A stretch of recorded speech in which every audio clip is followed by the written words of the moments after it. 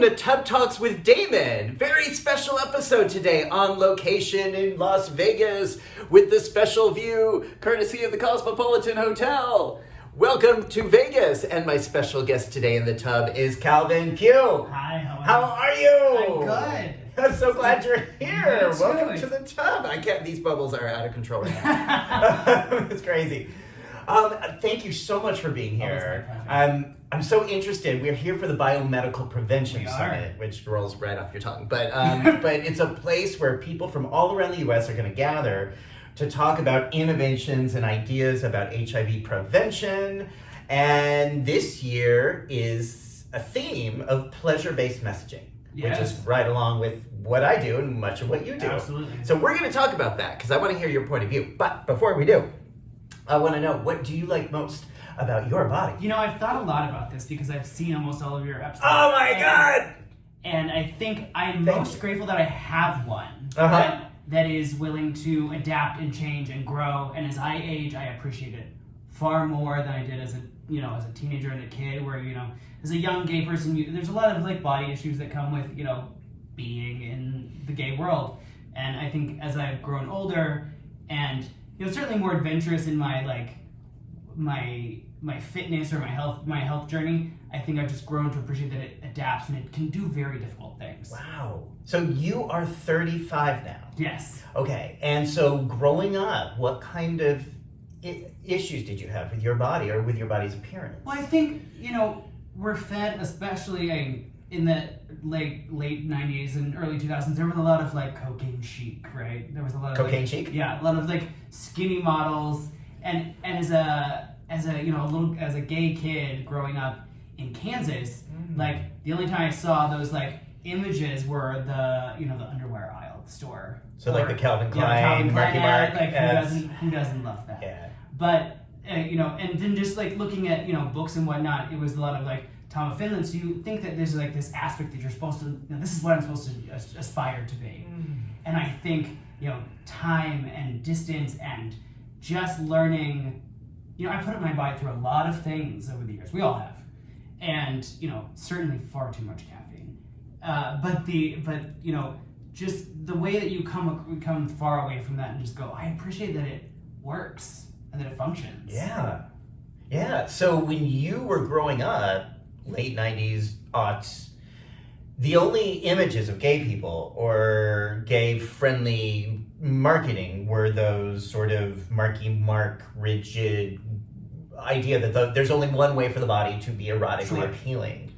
Do you think that's changed today? Do you think young people growing up today with internet, with Netflix, with social media, do you think they're able to find different images of erotic desirability? I think there's more just variety of things, but I do think we live in an age where social media, I think, really preys on young people. So I think at sometimes it's almost more accessible to those issues about not appreciating what you have, but then you have people who are really big champions of body positivity and this is the way I look and this is how God made me or the universe made me, and so I need to appreciate that. Yeah, I've wondered because I also just didn't have I grew up in a time when there were 3 networks on television and very no representation of gay people in the movies unless they were suicidal, miserable, lonely people. And so in the West Hollywood area, the only idea where I grew up, the only idea of being gay was that the only way you can be gay and not be lonely and suicidal was to have that kind of youthful, hairless body that's really muscular.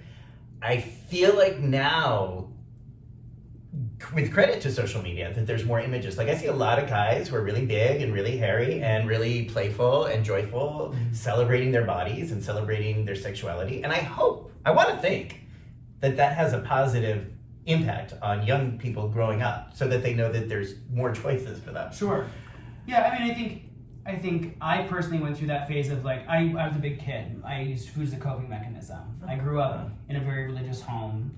And so in a way to like curb my like feelings of you're going to hell or those things, the feelings of fighting those like things that were taught to me, I used food as a coping mechanism. So when I was a teenager, I was fairly big, but it was all like the first choice in food in my house was not a vegetable. Mm-hmm. So growing up as a kid, as the oldest of 6 kids, obviously parents were trying to stretch a budget too. But you're talking about, I still love a pizza. Lots of pizza. Oh, yeah. Lots of hamburger helper, those things. And then, then it was the, those 90s, early aughts, and then being skinny. And then I think at some point thinking that, I needed to be bigger, put on more muscle and do all those things. Whereas now, and I think it really comes from the last year I've been indoor rock climbing. Mm. And the importance isn't being the most muscular or the skinniest. It's about building strength and being able to use your brain to get through it. Yeah. So I think I come to, just have a different viewpoint of it. Wow. And it sounds like now you're at a place where you do appreciate and value your body more. Oh, absolutely. As the resilient vehicle that it is. Absolutely. Right. So did you know from an early age growing up that you were gay or somehow different, so to speak? Oh, I think I knew. I didn't know what gay was at first, obviously. I the only gay I heard in the aspect of growing up until I was in, 13 maybe, when I actually met some out gay people. The only thing that I knew was it had a negative connotation. It was only sounded like, it was spat out of a preacher's mouth. Mm-hmm. But I knew, and there was so much time where that was like, oh, hide that. And, I love that kid for a lot of things he dealt with and how far he, came. But yeah, it was, the gay representation was a non-existent thing growing up in Kansas, especially in being an hour from Westboro Baptist Church. So having that, the original hate group. So there was direct intense messages that being gay was a sin. Yeah, absolutely. Was that part of why eating was so appealing, or perhaps why food was a comfort? But I think that's a learned behavior too. Uh-huh. You see it around you that the food was a coping mechanism for other people that I saw, and thinking, oh well, that'll fix it. The truth is that'll fix what you're trying to the pain you're feeling of trying to hide yourself. Because I think really when you're living inauthentically, that's painful, and that's tough. Yes. And I think when you get to the other side of it, you're like that was it. Thinking that that there was some hopelessness to it. Mm-hmm. When now I'm when I meet younger queer kids, I'm always there's a lot to look forward to. Yeah. So there was a lot of pain you were sharing. Sure. And I'm guessing probably didn't have a whole lot of language or ability to articulate it. It's hard for kids to say, "Hey, I'm feeling upset today." Yeah, especially when that's when you're taught that pain, where that comes from is wrong, and so you have to stifle those things. That being gay, being different is a sin, is wrong. Now, was there anyone there in your life, any other adult or someone you could talk to or trust in? And not until I was older. Uh-huh. When I came out, then I could my siblings and my mom and dad, then I had those people.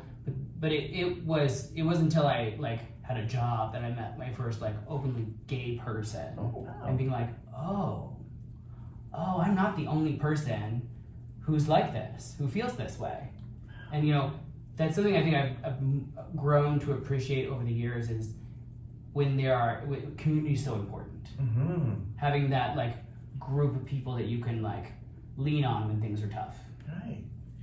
Okay, so it wasn't until you actually met someone that you knew you were gay, or really could accept it? I definitely saw there were books that I would from the library that I'd sneak in between other books, but seeing a real life gay person, that wasn't until I got my first job. Yeah. So how did you start to come out and talk about this in your family and your community? So I worked at the mall like every little gay boy does, right? Every gay, I worked at the shoe store, which was, there was no paycheck there. It just all went right back in. But, when you're at the mall, there are, it seems to be a cluster growing of queer people. And people that I still know to this day from, 22 years ago when we were all working at the mall. So, you start to build that. It really did. It always roots back to me for, community is so important. And no matter how, small that community is. It's very important. How did that go with your parents? Well, my father had left at that point, so my father and I really didn't have a discussion. We didn't talk a lot after he left, but my mother at first had a hard time with it, and I think at first that's hurtful when someone kind of feels upset about something, but I think it's that expectation, that disappointment of not disappointment in me, but disappointment in the expectations that you've made, that you've built up. I think we've all felt that way when sometimes you go out with someone and you build up this idea of this is what's gonna, this could happen, and then if that doesn't happen, then you get disappointed. And I think everyone has a right to feel disappointed. That's not the person. My mother didn't. The idea that she had wasn't real, and so I think she had to reckon with that. But today she's a staunch ally for my friends, and there's never one of my friends who goes with a holiday where they don't have if they don't have a family to go home to, they're always welcome at my family. Yeah. Wow. So then, all right, so you came out. Yeah. You started going out, meeting people. Yeah. I mean, Kansas City, for being what most people think of a flyover city, has quite the LGBTQ community, and there were young people groups, passages, but a lot of that community was built inside of the mall because we were there. We were working anyhow, so you build friendships and build community there, and as you grow up, you gather more, and some people leave and some people stay, and it's I think it's very cool to see how that community transitions. So given that the mall was sort of a almost sounds like a queer friendly place, or Sure. Kind of a safer zone, were there ever any organizations or groups that were there at the mall sharing hey, if you're gay or you're possibly at risk of HIV, here's what we want to recommend? Or anyone ever reach out to the youth in the mall and say, hey, this is what we recommend as far as sexual health? Not in the mall, but I think that is a lacking space. We hear all the time, how do you go to young people and educate them about sex, especially when we live in a political climate that is very anti-sex, very very anti-sensual pleasure, not oriented that way. And we see that, roll off into risk, they call it, risk categories. Yeah. And I'm like, well, why don't we just think about how someone does feel good? Mm-hmm. And how pleasure. do we make that better? Mm-hmm. And how do we make that, how can we make a safer place? Beautiful. So how do we help people experience pleasure in healthy ways? Yeah. Which I wish more people, this is why we're talking about this. This is, this is often not the message that I find out there in the general community in terms of reaching out, especially to youth, but people of my age. A lot of these organizations seem set on terms of using that framework of risk and disease and should. And so how did anyone teach you or help you learn? Let's just put HIV aside. Was there anyone or any organization that was there to say, if you are a gay person, here's how we encourage you to have a healthy sex life? Yeah, there really wasn't. I mean, I think one of the books that I had definitely checked out from the library was Our Bodies, Ourselves, which was that sexual exploration, puberty, information book. But that's for women, right? There was a version of it that was for men and women. Oh. Okay. But there wasn't that not for young people, especially then. No one was. I wasn't seeing it. If it was, I didn't see it. Wow. Okay. So how did you learn about sex? The hard way. No. Building that community. There were people who were hey, you need to do this. You need to, you need to use a condom. You need to be. So there were people in the community who talked about condoms and HIV prevention. Yeah, and there really was a missing element there that didn't maybe reach all of, that age group for sure. Missing meaning that. I mean, there's that gap in knowledge, and I think that goes back to that kind of risk discussion, and when you think about providers who go, you don't need to worry about that. I think I've heard a couple times folks who, you know, wanted to get on PrEP and they were in a cup, but they were in a relationship, and the doctor yeah. was like, do you really need to do that? Yeah. You know, it's you know, people should be informed and given all the information they can have, and then they should make informed decisions. Mm-hmm. So how old were you when you started learning and experimenting sexually? I was 19. Okay. Yeah. That's a little bit older. Yeah. Okay. It was definitely time from, you know, coming out to then. But, but you know, that was certainly a different time. Yeah. You know, we met people in bars, not on an app. Right. This was pre-Scruff, pre-Grindr. Yeah, pre all of them. But we had like, I know some people use like Atom for Atom or AOL. Yeah. Back then. Yeah, there was certainly that, but you know, when you're trying to keep the browser history clean on your parents' computer. Oh, okay. So again, in this process of exploring, it sounds like whatever information you got or received was coming from friends or partners. Yeah. Not actually from a trusted adult or doctor or medical provider. Yeah, I mean, and you know, I think we find that so often, even as most recent as last summer with the Mpox outbreak. Mm-hmm. The people who were getting to people were community members. Right. And it just baffles me. I don't know why it still does, but just that, like, okay, so we grow up with these ideas directly and indirectly that we're somehow different or sinners or less than. And sometimes we know that before we even have language. Sure. We got to figure out all that shit as children. And then when it comes to actually exploring sexual pleasure, we are totally left to our own devices. Yeah. Trial and error. Mm-hmm. Yeah. You know, or hopefully some kind person will come along and help us, but we're not, there's really not information readily out there for people, young people, teenagers, young adults, to say, hey, here's how you can enjoy pleasure. Here's what consent looks like. Here's what compromise and communication looks like. Here's how you can have pleasurable anal sex. Yeah. Here are the things you might want to know if you're going to have anal sex. Yeah, I mean, when we really think about it, consent is such while it's always existed, to be a part of the conversation is relatively new. Mm-hmm. And I think that would have been such a helpful thing to hear, you know, as a teenager or as a young person going, you know, you can say no. Did you know that as a young person? I don't know that I did. I don't feel like I did. But I also think, you know, I'm 35 now, and so I think about like where I'm at now, and that's such a different place from where I was there, that, you know, it's just, and I think you grow into those things. Mm-hmm. Right. Grow into that ability to say no. Yeah, well, and that growing into that level of autonomy that you know that you have the right to like say no, that you have the right to like this doesn't work for me, you gotta go.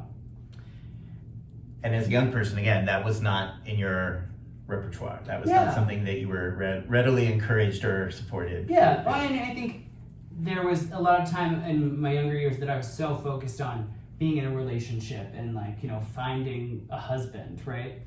And now as an adult, I'm like, yeah, if someone comes along, great, cool, whatever. If there's space for you in it, you know. So you're creating your life now. Yeah, as opposed to waiting for someone else to. Someone else is going to have to fit into your world versus the other way around. So then, 2016. Yeah. You get news that you are a person living with HIV. Yes. Is it okay for me to ask you? Absolutely. Yeah. What was that experience like? So I had gone to get tested. And there was I was working a lot. I was partying very hard. Meaning what? Drugs, alcohol. Meth? Occasionally. Mm-hmm. But there was a time, during that time I just didn't feel like I deserved to make smart choices. I just felt I was very brokenhearted. I'd gotten out of a relationship that was really long, and I was just very brokenhearted, and I didn't feel like I was deserving of making smart choices. And now I don't regret any of those. I think so often we hear folks go, oh, well, if I had known about PrEP, or if I had known about this, I would have made a different choice. I don't think that's helpful. I think, I was if that had been accessible, that would have been one thing. But it wasn't accessible at that point to me, and I don't think I don't know that I would have made those choices anyhow. But I'm always grateful, thinking that the things that happened in 2016 led me here, back to Las Vegas. Yeah. You know, when it's cold at home and I've got nice heat outside. Yeah. So you're saying you had an awareness that PrEP existed. I had heard a little bit about it, but being out in the suburbs as opposed to being in the city, that certainly doesn't filter out as much. Right. So, Okay, so it wasn't, and you said accessible. You wouldn't have known. Yeah, I mean, I wouldn't have known how to back access then. it. Yeah, absolutely. Yeah, especially when you think about, like, so often young people aren't engaging in healthcare anyhow. Right. You know, sometimes an HIV diagnosis or an HIV, a possible exposure is someone's entry level into healthcare. Yeah. You know, if unless you need it, you don't access it. Mm-hmm. And I think, now where I take my health so seriously, I'm grateful that 2016 happened, so I would, engage in healthcare and, live a long, healthy, probably obnoxiously long life. Mm-hmm. What did it feel like to get the news? It felt, I always describe it, do you remember when the TV would lose reception? And the static? Uh-huh. Mm-hmm. It felt like that. It felt like the health department lady had come to meet me in a parking lot of a Starbucks and gave me the news in her van, which I really don't do that. Don't get in the van, go to the clinic so you have somewhere that's not a parking lot. Was that part of the protocol? Was that they would meet you and tell you you're HIV positive in a van in a Starbucks? I don't know that was part of the protocol, but they were trying to reach me. I was working a lot. I was running my own business at that point. And so I think she was trying to make it easier for me. I think there were times that phone rang and she left messages and I was like, I think I know what's up. So which only lasted for like a week, but. So she had tried to get you into the office. Yeah, she certainly had, but they're open Monday through Friday. And people's hours that's complicated. Yes. When clinic hours aren't past work hours, you're asking people, especially people at that point. I was if I didn't work, I didn't make money. Right. So you needed to be at home or you needed to be in the salon working so I would make money. She gave me that news, and it was kind of like the Peanuts teacher after that. I don't really remember what she said past that. But I made the foolish decision to go right back to work, which I, full day booked. And that was hard. Everything past, when a case manager got involved and started seeking healthcare, then, things changed. But there was certainly that time, those first couple of months where it was like, this isn't fun. And I think it was hard emotionally, but there were so many moments that I look back on in that time that I'm like, oh, I'm so glad that happened. The kindness that some people showed me, between the nurse who took my blood to the case managers, the people who really showed up, even though they didn't know me. And those moments were important because it informed me how to be there for other people. So there were people there who were respectful. Oh yeah, kind, helpful along the way. Yeah, I mean, I think they understood that was a scary moment. Yeah. 2016. This was like May, so we're talking before Bruce started with the bullhorn. Bruce Richmond. Yeah, absolutely. Bruce Richmond is the lawyer activist who really founded a lot of what we understand today about the undetectable untransmittable.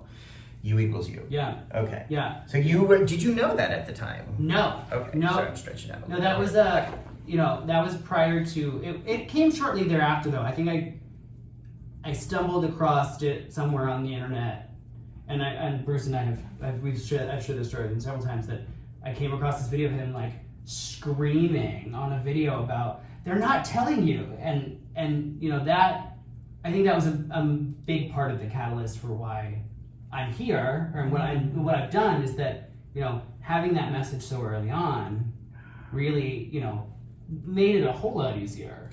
It is. I love Bruce, who's invited to my tub anytime, anywhere.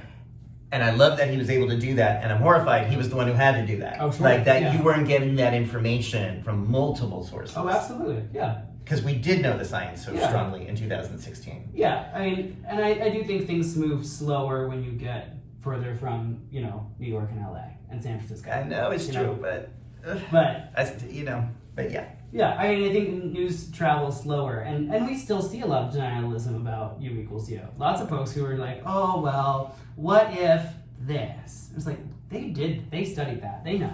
I know, I love it because like Bruce says, well, what if my head explodes right now in front of you? Yes. I can't tell you it's not going to happen. I can tell you it's probably not going to happen. Right. In any time in the next hour, my head's not going to spontaneously combust. Right. Yours might. Right. But yes, he was challenging those medical limitations Yeah. around what could happen. Because like a flying saucer can go in top of it right now, and that could happen. But that's more likely than someone undetectable transmitting HIV sexually right now. Yeah. Well, and, HIV care and treatment and prevention are very paternalistic.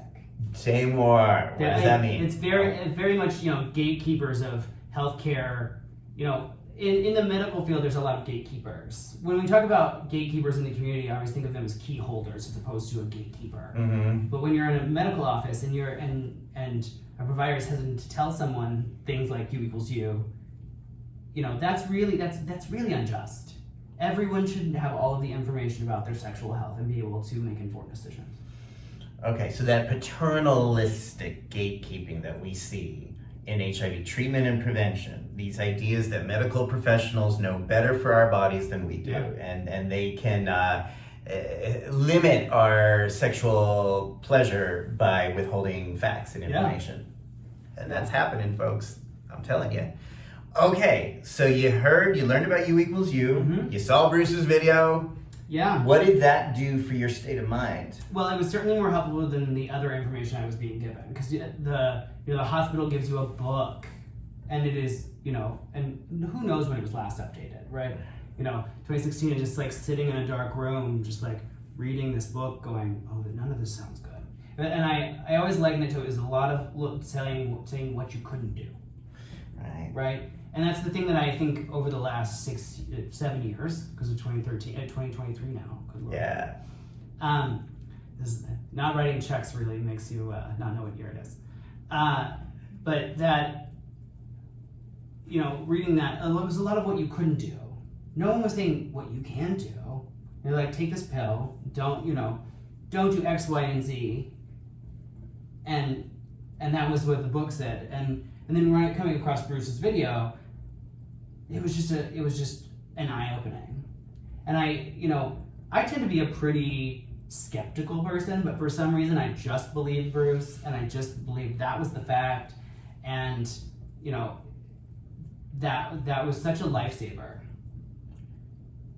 I'm so glad. Again, I'm so glad you had access to that information. Yeah. So once you learn through the U equals U message what you could do, mm-hmm. that you could take a pill, and then you can live your life and have the kind of life and the kind of sex you want to have. Yeah.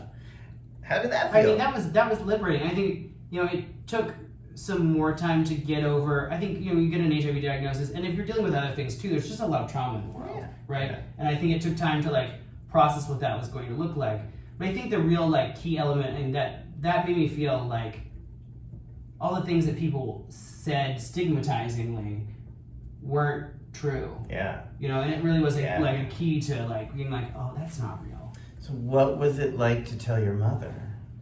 That was hard.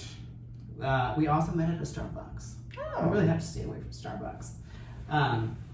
But Uh-oh.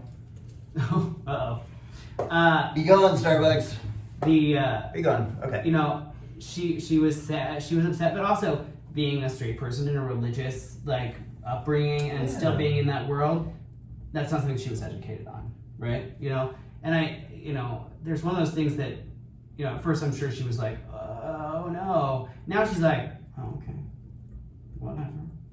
Did it conflict with her religious beliefs? Was she upset on that level? No, I think she was more worried about her kid than she was worried about her religious beliefs at that moment. And I think that's understandable, right? Because if you hadn't gotten any new news about HIV since the 90s, that's Yeah. Because that is something that we're missing, is getting those messages out to the wider public. Yeah. So you have been doing that, though. You have been dedicating so much of your life in these recent years to getting this message out. So much so, I see you on TV. I see you during my soap operas. I see you, I think, during Rachel Maddow. You're out there. That's great company. So how did your career trajectory end up with you being featured in a commercial? I think, well, the first thing was in November of that, September or October, somewhere September or October of that year. So I was diagnosed in May, and then that fall, it just felt like it was too weighty of a thing to like keep back from the whole world. So I did write a Facebook post that was a novel. Now you can barely get me using an emoji on Facebook, but I wrote this. I came out again, you know, and that hearing the responses from other people. When I would go to the bar and someone would come up and hug you and go, what you wrote really meant something to me because I've been living with HIV for this long and I've never told anyone. You know, and those moments, those are the ones that like make you go, oh, that feels good. Let's do it again. You know, and I think, you know, it came out of a wanting to be free myself, but when I started to see that other people were impacted by that, I was like, oh, we have to do more of this. So I left the salon. I went to go work as a peer educator inside of a clinic for several years. While I was there, someone who had been my former case manager approached me, who worked for a pharmaceutical company, and was like, hey, I really think you should call these people. And I said, oh, I don't know about that. That seems like a lot. And then I was at actually USDHA in Orlando, and the same people were there, and they were like, you should call us. And I thought, twice in like 4 days, that is the universe going, do this. And so I went through that whole process. They trained you on, you know, being that it was a pharmaceutical company, there's lots of rules. Lots of rules. But it, you know, it escalated to us going and shooting the ad campaign and you know, appearing on brochures. Are you allowed to say what the drug is? I probably shouldn't. Okay. Right. If you Google my name, it's easy to find. Okay, but it was a drug that was, it was a commercial, and it was a product that helped save lives. And I remember the messaging of you equals you being in that commercial, which was just, it was so phenomenal. It was the first national ad campaign that premiered on, that showed on primetime television for treatment. But my commercial was the first one that talked about you equals you. Wow. And that, when we were doing the prep to get ready to shoot the commercial, and they told me that, I thought, this is exactly what I want to do. Wow. And I remember when I saw that, I think I called Bruce and was like, you won't believe what I just saw on TV. Yeah. So it's full circle there. Yeah, it truly is a full circle. But, you know, and I think, you know, that is one of the beautiful things about working in the sexual health and HIV space, is that there are so many of those moments where you do come back for full circle. Yeah. That, you know, you're looking back and going, wow, that we came a long ways, but how fun to, you know, it was great to have Bruce come into Kansas City and show him how we were sharing that messages with clients in the clinic, the posters that we had, and the cards that we had, and he got very emotional. It was a good time. Wow. So you really took this experience and made a trajectory for yourself where the messages that helped you and your state of mind are getting out there on national TV and helping other people. Really, like, you know, putting your action where your intentions are. Yeah. I mean, I think the thing I always thought was, if you have the privilege to have an opportunity to be free, you should bring other people with you. You know, especially when you're talking about something as weighty as HIV stigma. Yeah. If you can show other people what that information that you were given, I think that's it felt like a calling from the universe. Wow. Okay. So I was just checking, like, because I know the bath water it goes up and down. So this happened. The commercial came out. Yeah. Any negative responses? There was. The internet can be a really interesting place sometimes, I think it definitely was more. It felt exasperated because we were at home, locked in our homes during 2020. Yeah. And so I didn't have anything but the internet. You know, there was no socializing. You know, and you'd have strangers who would like see you on TV and then find you on the internet, and there were people who had a lot to say, but in all fairness, I was paid to do that. So if you spent all that time looking for me on the internet, I got a new car, I got paid, baby. I got paid. You ain't paying the bills. I think that's hard, especially I think for younger people too, to like hear those stigmatizing messages. I know when I would talk to clients in the clinic, they didn't have that same like thought process of, oh, well that doesn't, what I've always tried to share with people is that HIV is something microscopic inside of you. And are you really going to let someone make you feel something bad about something that's microscopic about you? Mm-hmm. Yeah. Something that little? Yeah. Why bother? Yeah. But yeah, I mean, there was people who said not nice things. Were you threatened? I wasn't threatened. There was just a lot of dirty, a lot of stigmatizing language. And were these people who actually even bothered to understand the commercial, or were they just like, oh, I hate, I'm not even going to see the... I mean, I think we saw in 2016 a shift, right? In the rhetoric that was seen as tolerable. And so people feel emboldened that they can say whatever they like. Yeah. Well, to be fair, I got a lot of that back in 2012 and 13 with PrEP. Yeah. I mean, there was a lot. You got a lot of shaming. Yeah, and again, it's like, all right, so you're telling me who you are. That's got nothing to do with me. But yeah, but that's one of those things that I think, it takes time to develop those kinds of skills. Yeah. Those kind of defense mechanisms that you go, I know that's not true. So why am I giving you any... I'm never worried about what someone who I don't know and don't, maybe don't even like, has to say. Yeah, they're sure not paying the bills. They're not paying buying the bills, the and car. those aren't the opinions I care about. I care about people's opinions who are close to me, who know who I am as a person. Right. But, while there were hard things that were sent to me in messages, I found them motivating, but also the nice things that were sent to me far outweighed the negativity. I think there's been a lot of people who have hit their HIV status, and we're coming into a renaissance of some sort that it's getting better. Yeah, absolutely. So you do feel like it's getting better for people living with HIV? I mean, I think there are places that it's getting better. But when we talk about stigma, you think about really all HIV stigma is as the amazing Damon Diallo says, it's just a Trojan horse for all of the intersecting oppressions. Cheers to Damon. Gotta love her. Come to my tub, Damon. Okay. But it's just the intersecting oppression of sexual orientation and race and what all those things. Misogyny. Homophobia, transphobia. It's just that and religion. Yeah. Don't you think? Absolutely. I mean, because this is all coming from, often, not all, but a lot of it is like this whole religious framework of why you shouldn't fuck for fun. Oh, sure. And why this is bad. Right. Yeah. So then we get HIV and homophobia tied into that, and it just revs up the intensity. Yeah. I mean, and why? It just seems like a lot of energy that other folks, put into that.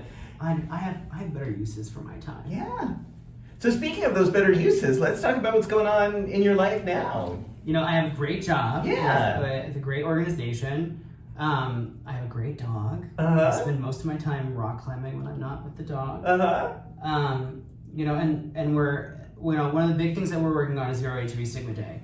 What's that? So there are lots of awareness days here in the Uh-huh. United States. Why not add one more? But around the world, really the only day that's recognized around the world is World AIDS Day. And while certainly have World AIDS Day that highlights the impact of HIV and AIDS and recognizes those who are no longer with us, there wasn't a day that specifically called for action against HIV stigma. So there seemed like a white space there. And when the idea was presented to me, I thought, oh yeah, we got to run with that.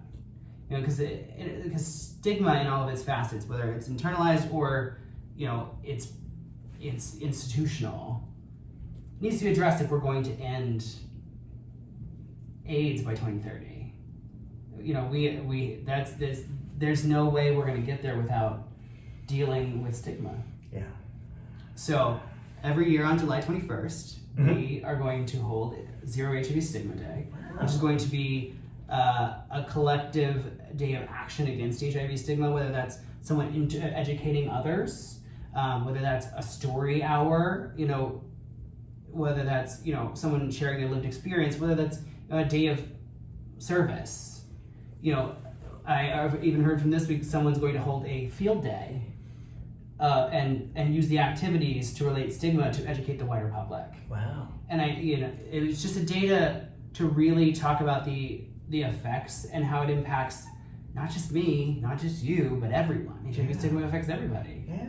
Is there also consideration for advocacy for lawmakers who perpetuate criminalization laws? Absolutely. Yeah, I mean, I think we're certainly leaving it open to how people want to use the day. We'll certainly have, you know, ideas and suggestions, but I think it's a day for anyone to, if they see a path to reduce HIV stigma, do that. Yeah. So you've also spoken recently or written about your accessing mental health services in recent years. Yeah. May I ask you, is it okay to ask you more about that? Yeah. So how did that, what made you decide to seek out therapy, and how was that beneficial? My therapy journey started during the pandemic, because I was so used to like having community, and without having that, like, you know, that surrounding of friends and family, and not being able to go to the places that feel like home, chosen home really, you know, bars and things, I really struggled to feel okay. I felt like I was being, you know, something taken away from me, which in one way, you know, it was taken away, but it was something to, you know, have to certainly like figure out what does life look like without being in the bar every weekend.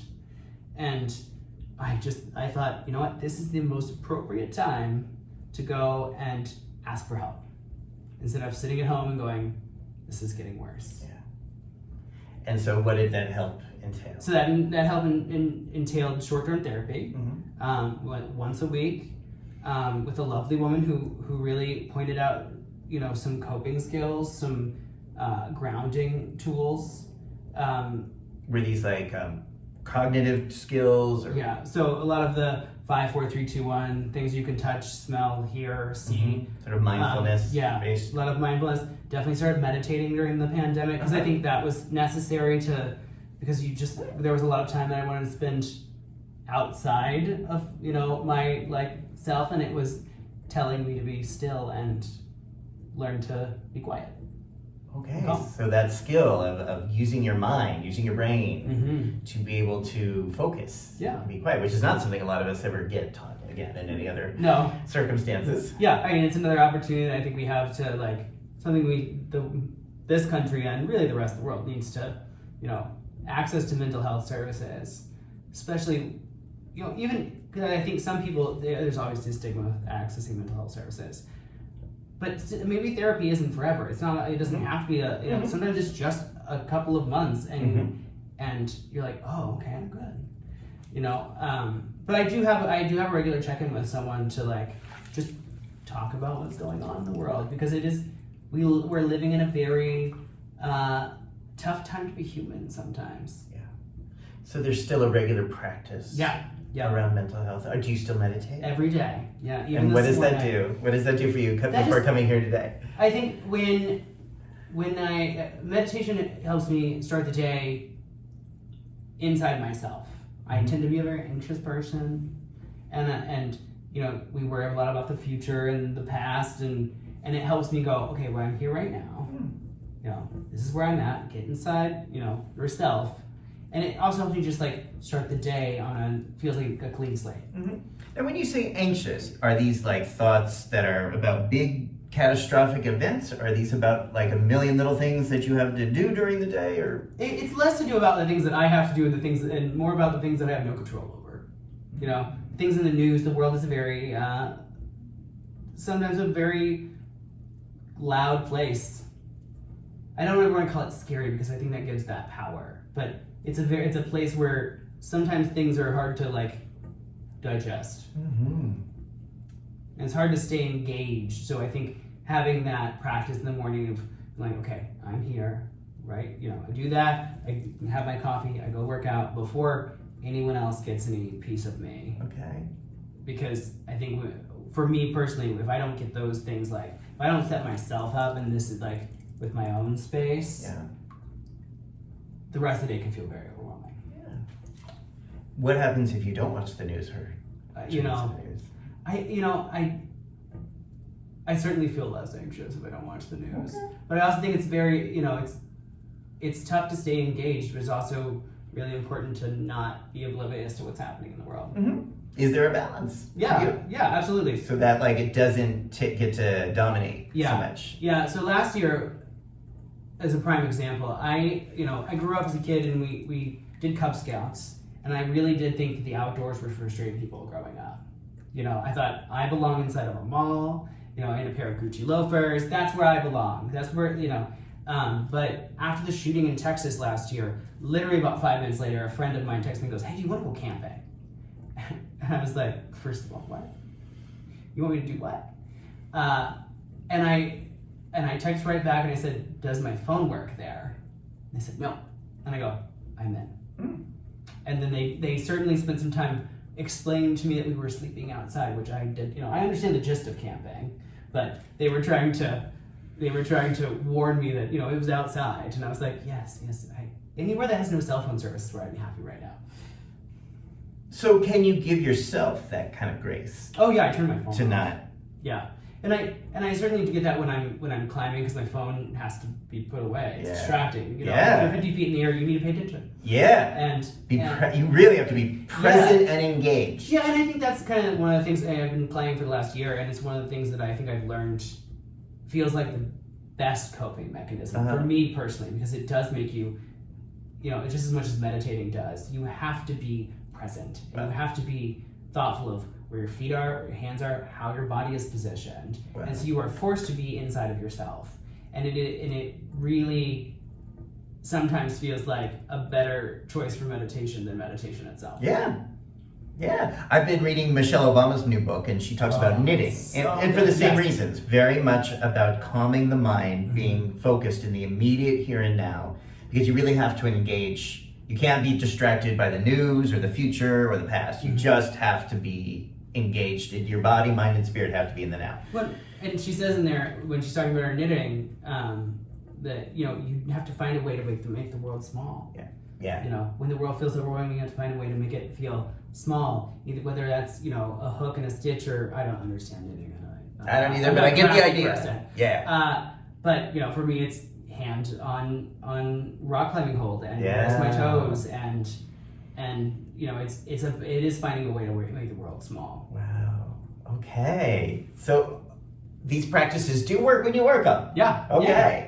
So you mentioned earlier that if you were going to find a partner, they have to fit into your life now, not the other way around. Any candidates? Anyone in the market of Kalvin these days? No, my dog makes a great companion. I have a really robust friend group now, and I really didn't have that at home after 2020, because I think a lot of our friendship circles changed after the pandemic, because our world changed. Yeah. But my friend group kind of dissipated, or they've moved, or they've gotten married and had children, which great for them. But I've built in the climbing world, I found all the queer people, and so we've built that community of having those people you can lean on, and that's just so important. Wow. Okay, but no relationships material going on. No. Do you still get to enjoy? Do you feel agency around having sex if you want to? Absolutely. Yeah. Okay. Yeah, but I think there was a point that in my life where I thought love and sex they had to be included, right? And sometimes sex can just be fun. Yeah. Can just be a good time. Or even casual sex can be loving. Yeah, absolutely. Absolutely. There can be. I think there are endless possibilities in the world if we are just open to them. Yeah. And not going only solely by the frameworks that we were raised with. Yeah. About religion and relationships and marriage and sex. Well, anything that goes back to those cis, heteronormative, Puritan ways, which is what we're here to talk about this Right. week. But you know, it is about thinking past that. Right. Okay. Are you presenting here this week? I'm not. Okay. I'm very excited because I get to just be a spectator. If you were going to present and you had the room, what would you want to say to the participants at this summit? I think what I would say is that to think past risk categories. Think about pleasure. Think about, you know, and I think it's important when people are newly diagnosed, tell them then that they can have a full sex life and it's not going to be this like scary, awful thing. And I think, you know, a lot of that comes from like, oh, you have to disclose, which I think, you know, that's scary for people because they're afraid of rejection. They're afraid of what people think. And I don't think, my own opinion, that makes any sense at all. From a medical prevention standpoint, from a public health standpoint, it doesn't make any fucking sense. But you know, I think that has a very like, there's no black and white answer to that one. Yeah. You know, it's for me, disclosure is important. But I've told most of the world at this point. Mm-hmm. So there, you know, but I think there, you know, you really boil down to what, you know, how people are going to react. And some of the most sexy people I've ever met, it was their reaction to that news. You know, which was what? Sometimes you have people who are like, yeah, it's 2020, whatever. I know this isn't 19, you know. This isn't 2016. Yeah, no, this is we come a long way, baby. And 7 years. And that's hot. Yeah. When someone's educated, that's hot. Yeah. Okay, so that sometimes filters out or even increases some of the good experiences. Oh, when absolutely. You disclose. Yeah. Great. Yeah, when someone is open-minded, and I think the older you get, the more people are less constrained by the things that they were taught. What gives you, now that you're 35, how do you feel about aging? How do you feel about getting older as a gay person? I'm excited to get older. Yeah. I'm excited for what is to come. I'm not a great planner. You know, a lot of people have, you know, 2 5-year plans. The universe has brought me here so far by just letting it do its thing and trusting it and listening to my gut. So I intend to keep doing that. I've always been very fortunate to be in the right place at the right time where I was supposed to be, and I'm going to continue to do that. But I'm excited to, you know, just as much like knowledge and the difference way I feel from when I was younger to where I am now. I'm excited to see where that is in 10 years. I love that. I love hearing when people are feeling optimistic and excited about aging. I mean, there's certainly, you know, I certainly cover up some grays with the blonde hair, but the blonde hair is kind of stuck now. But you can certainly do what, you know, there's lots of things, and I think that's. I got a lot of gray. Yeah. I Let would me tell have you. more gray, but Yeah. you know. But I take it. The blonde thing's a signature at this point. Okay. It's been immortalized in a TV commercial. That's right. It is your look. It is your signature. If it wasn't blonde hair, I don't know anyone would know who I was. Yep. But, you know, I think the knowledge and the wisdom that will come is what I look forward to the most. Beautiful. All right, Kalvin, thank you. Thank you so much for taking the time and to just, again, think about the way you've done with your life, the experiences you've had. All of it seems to be a way that you create a framework of how can I make this meaningful? How can I do something of service based on what I'm experiencing, based on what I'm learning? How can I turn this around to help others? And I think like on a much higher plane, that's exactly why we're here, having these human experiences right now, is to do that kind of work. When I say work with a capital W, spirit work. That's how I see it, and I'm really grateful to you that you're doing this and really seeing that, making that happen. Yeah, and I think so many of us are looking for meaning in life, and I think I've found at least what the meaning is for now. That is for me. Yeah. That's the only thing that makes sense to me in this crazy fucked up world is like we're here for that reason, I think. To be of service and to bring light into the world. Yeah, make it maybe just like a little bit better than how we found it. Yeah, absolutely. That's what I'm trying to do. One bathtub at a time. Absolutely. You're doing a fine job, my friend. So thank you for watching this show, and thank you for appearing on TED Talks. And if people want to keep following your work and hear more about read more of your writing and more of your thoughts, what's the best way for them to do that? The best way is to follow me on Instagram, which is at Kalvin Pugh, KalvinPugh. P-U-G-H. Okay, so that link will be right down below. If you ever update or challenges or want to change that, let me know because I can update this on YouTube. And I encourage people who are watching this to really think about what you're hearing Kalvin talk about. What does it mean for us to have pleasure-based messaging in healthcare systems? What does it mean to take something in your life that maybe was difficult, painful, maybe even traumatic, and say, how do I turn this around and make this something different for the greater good? How can I help others based on what I'm getting through today? I think if everyone did that, we would be, I think we'd be living in a very different world. I think we would. I also don't think it's like everyone's responsibility, right? Some people can just live their lives, and I think that is amazing in itself. And that can be service too. Absolutely. If you're just living your life and having meaning or doing a job or doing work that's about, that's what you, people who I know who do that, not on any public stage, but just do it, they, I think, are inspiring as well. Absolutely. So again, it's just like, I think we all have a function to play in this world.